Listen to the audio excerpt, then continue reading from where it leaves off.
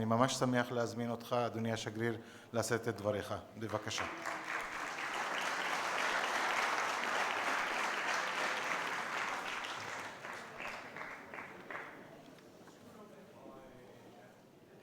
Good afternoon.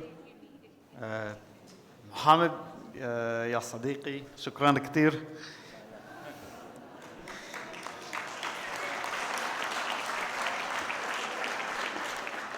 ותודה רבה.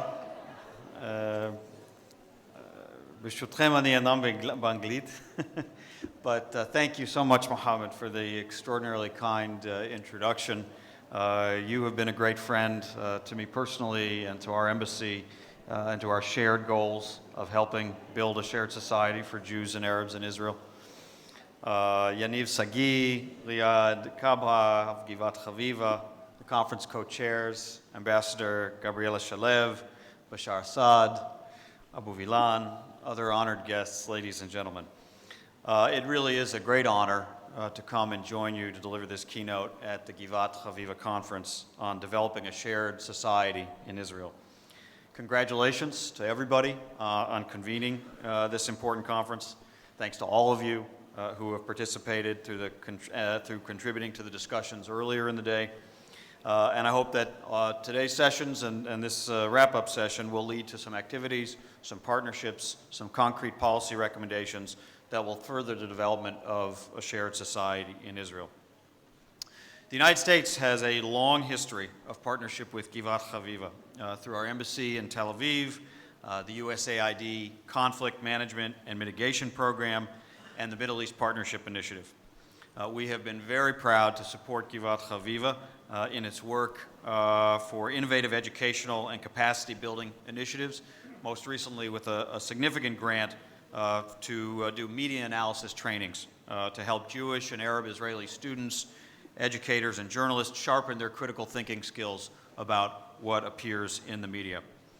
For more than a decade, Givat Haviva has been an innovative and pioneering partner of ours in its work to build understanding between Arabs and Jews, to promote equality in Israeli society, and to help lay the groundwork for public support for a two-state solution to the Israeli-Palestinian conflict.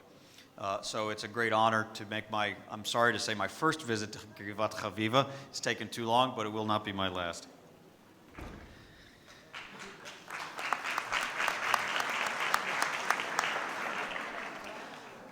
As great allies, the United States and Israel share knowledge and best practices across a range of topics that are critically important to both of our countries. Today, as you, leaders from across Israel, representing government, civil society, academia, and the media, and all of Israel's communities, gather to share ideas on pluralism in Israel, I'd like to offer some thoughts on what a shared society means from an American perspective. So how better to introduce the American idea of a shared society than to echo the words of one of our great leaders. To borrow President Abraham Lincoln's words, a shared society could be described as a government of the people, by the people, and for the people. But in fact, more than just a government, a society of the people, by the people, and for the people. A society in which all individuals, groups can be equally contributing participants, free to express their differences, and integrate comfortably into the broader population. A shared society is not something that a leader can simply decree or politicians can legislate. It can only result from a pattern of actions and values that demonstrate a strong commitment by the citizens to the democracy and the embrace of diversity. It depends on the will and the cooperation of civil society, government, as I say, ordinary citizens working every day together, the small actions every day that reinforce that pattern of those values. Now, before we start to think about the shared society as some sort of utopian endpoint, I want to make one thing clear. Shared society isn't a title that can be won and then put on a shelf and said, Khalas, we've achieved it. It isn't a static resting point that can be reached and then sof pasuk, time to rest. Rather, the nature of pluralism is continual and ongoing and needs daily, weekly, monthly, yearly reinforcement. It's a living practice in which all citizens and constituent groups have access to and participate in decision-making processes, enjoy the freedom to be themselves and to express themselves, the freedom to interact safely and comfortably with public institutions and with the broader society. Now, the idea of a shared society is really at the core of what it means to be a functioning and inclusive democracy. If we're going to talk about Lincoln's idea of government and society of the people, by the people, and for the people, then it's important that that society, that government, belong to all the people. Abraham Lincoln knew this well. While he was president, contention over the boundaries of inclusion sparked a civil war that threatened to tear the United States apart, our bloodiest war by a long margin. With great wisdom, President Lincoln expanded the boundaries of inclusion and held the nation together. And from that time on, inclusion and pluralism have been at the core of American values, and we've had a steady ethic of trying to expand the inclusion in each successive generation. Not that we fully succeeded. We're still trying to perfect our own union. But our history has taught us that achieving a more inclusive society and building a more robust democracy can take time, generations even, but that in order to be healthy, a democracy must constantly be in that mode of striving to embrace shared and equal citizenship for all, constantly expanding that inclusiveness. That's why the United States strongly supports democratic inclusion and equality among our allies all over the world, including, of course, in Israel. We see promoting and safeguarding democracy as a national interest of the United States that helps secure many other interests, including interests that we share with our close ally, Israel. Democracy helps create more secure, stable, and prosperous states where fundamental American values like freedom of speech, freedom of religion, and so on, have a better chance of being realized. Democratic nations, it's been proven time and time again throughout the last centuries, are more likely to secure peace, to deter aggression, to expand open markets, to promote economic development, to protect American citizens, to combat international terrorism and crime, to uphold worker and human rights of their own citizens, to avoid humanitarian crises, and to improve the global environment and protect public health.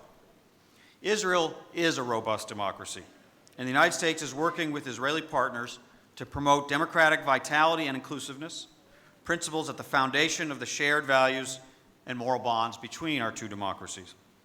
In partnership with Israeli officials and with civil society organizations, the United States promotes practices that can contribute to the more complete development of a shared society in Israel, the kind of society where tolerance, understanding, and dialogue reign, and where intolerance and hate, whether expressed through price tag attacks or anti-Jewish incitement, are completely out of bounds.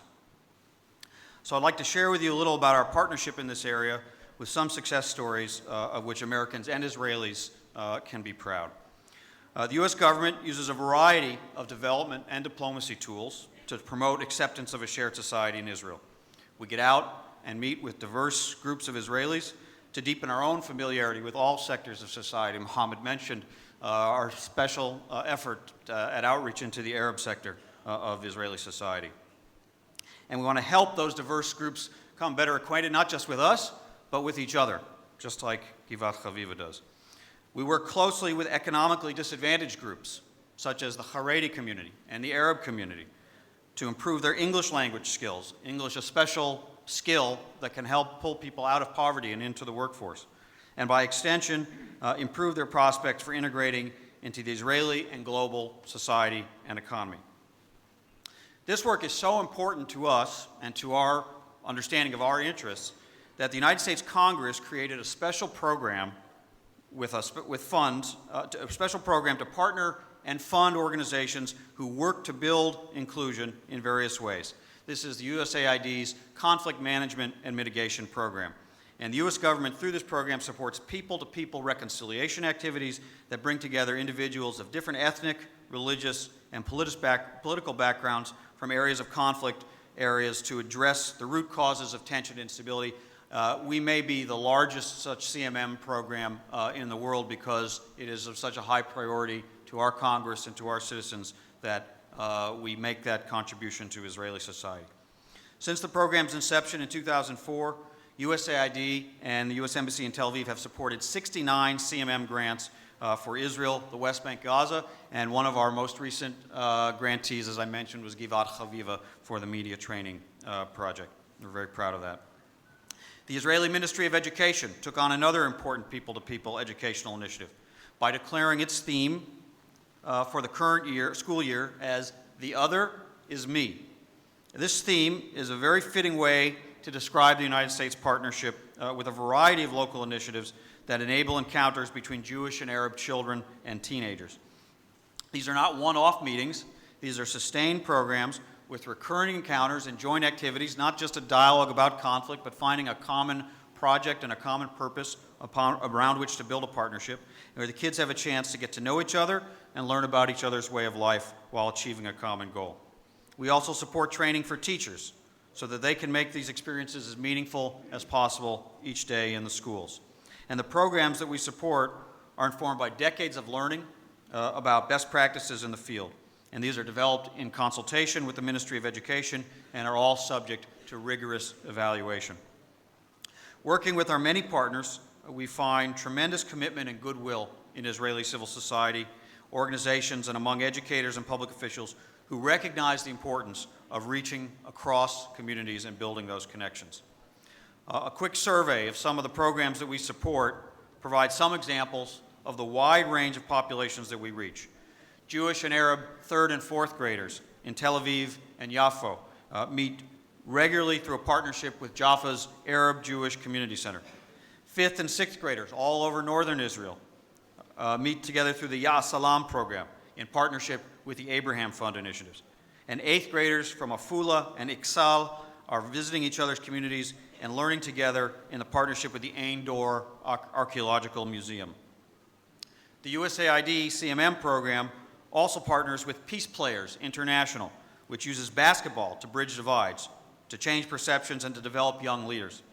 As an ambassador and as a great basketball fan, I'm proud to say that 2 weeks ago, the Jerusalem Peace Players International under-18 girls team, which is a mixed team of Jews and Arabs, won the Israeli National League Championship for the Southern Division on a last-second shot. We're proud of them.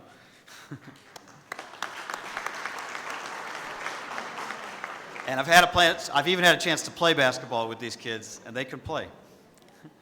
USAID has also been instrumental in fostering communities of Jewish and Arab parents that have recently launched 2 new bilingual school frameworks in Tel Aviv, Jaffa, and in Haifa. The 2 preschools that they have established are set to double in size next year. Now, that's the demand for these programs. And that experience plainly shows that development of a shared society moves ahead when motivated civil society actors and obliging public officials working together with motivated citizens create the conditions for learning together and living together. Now finally, in this region, in this country, we can't talk about a vision for a shared society in Israel completely separate from the Israeli-Palestinian conflict and the efforts to achieve peace negotiations, peace agreement through negotiations, which, as you're well aware, has been a major priority of President Obama and Secretary of State Kerry over the past year. The United States, as I mentioned, has an extremely close strategic partnership with Israel. And our country's partnership is built on the shared values, democratic ideals, and a strong belief in that opportunity and freedom create more just and more prosperous societies. And we have shared interests on just about every issue that comes across our plate in this region. And as we work with Israelis in building up a cohesive shared society within Israel, we also remind our Israeli friends that the path to lasting, sustainable security and Israel's future as a Jewish and democratic state is through peace and a 2 states for 2 people solutions with their Palestinian neighbors.